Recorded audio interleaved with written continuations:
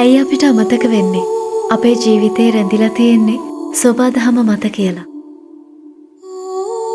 ලෝකයේ තුල සමතුලිත බව, සාමකාමීත්වය රැකෙන්නේ මිනිසා සහ සෝබාදහම එකිනෙකාට දක්වන ආදරය, අන්‍යෝන්‍ය අවබෝධය මතින් පමණයි.